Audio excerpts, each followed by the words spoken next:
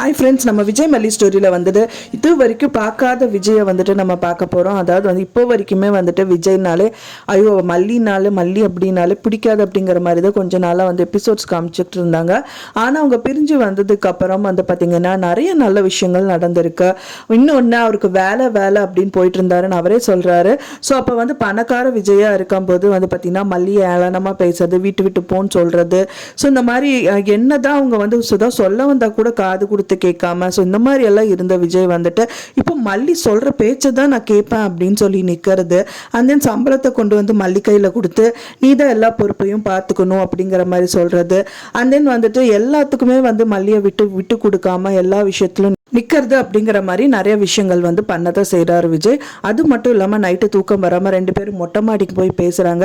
So அப்போ மனசில் இருக்கிறது எல்லாமே வந்து ஷேர் பண்ணிக்கிறாங்க. அவரே சொல்கிறாரு, என்னங்க அது இந்த வாழ்க்கை வந்து உங்களுக்கு பிடிச்சிருக்குன்னு சொல்கிறீங்களே எப்படிங்க அப்படிங்கிற மாதிரி அவங்க கேட்குறாங்க. அப்போ தான் விஜய் சொல்கிறாரு, இல்லை மல்லி முதல்லலாம் நான் வந்து நல்லா ஏர்ன் பண்ணிட்டு இருக்கிற டயத்தில் வேலை அப்படின்னு போவேன். உங்ககிட்டையும் பேச மாட்டேன், வெண்பாக்கிட்டையும் பேச மாட்டேன். ஆனால் இப்போ எனக்கு நிறைய டைம் கிடைக்குது, உங்ககிட்டையும் நிறையா பேச முடியுது, வெண்பாக்கிட்டையும் நிறைய ஷேர் பண்ணிக்க முடியுது.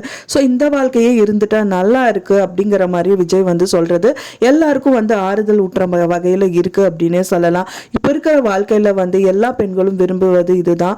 நம்ம கூட டைம் ஸ்பெண்ட் பண்ண மாட்டாங்களா அப்படிங்கிறது தான் எல்லாரோட மனசுலயும் இருக்கு. ஸோ அது விஜய் வந்து சொல்றது வந்து மல்லிக்கு ரொம்ப ஆறுதலா இருக்கு அப்படின்னே சொல்லலாம். மல்லியை நிறைய வாட்டி நினைச்சிருப்பாரு விஜய் இல்லையே அப்படிங்கிற மாதிரி எல்லாம் மனசுல இருந்திருக்கும்.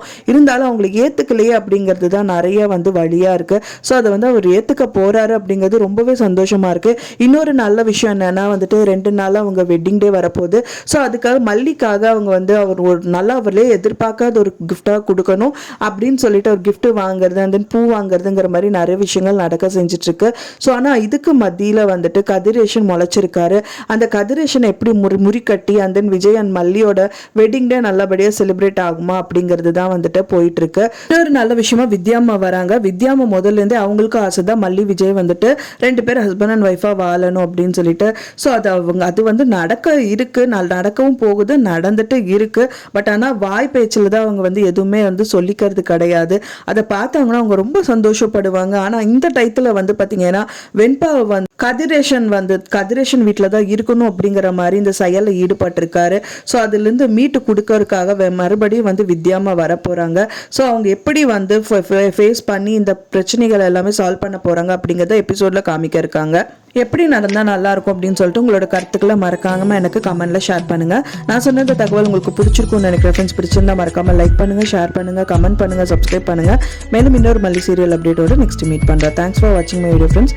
நெக்ஸ்ட் வீடியோவில் பார்க்கலாம்.